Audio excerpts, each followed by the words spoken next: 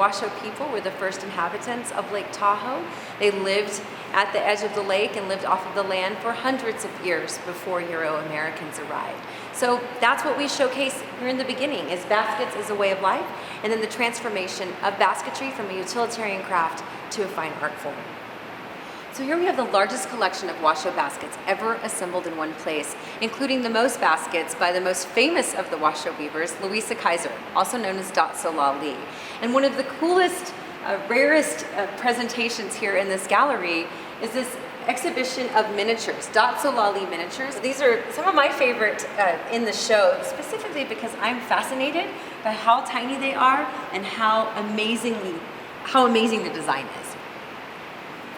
Not all of the baskets woven by Louisa Kaiser are tiny or miniatures. We have here incredible displays of some of the finest baskets that she made in her lifetime.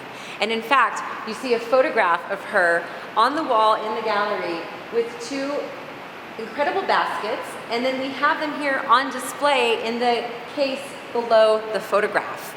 And this style of basket weaving, Louisa Kaiser really perfected, and it was known as the Digicup.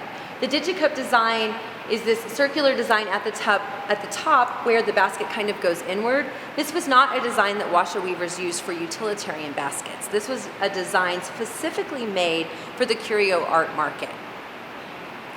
So the primary material used for the baskets are willows. But every time you see a different color, that's a new material, an earthen material that's been introduced. So the black here is from the root structure of the bracken fern, and the red is redbud.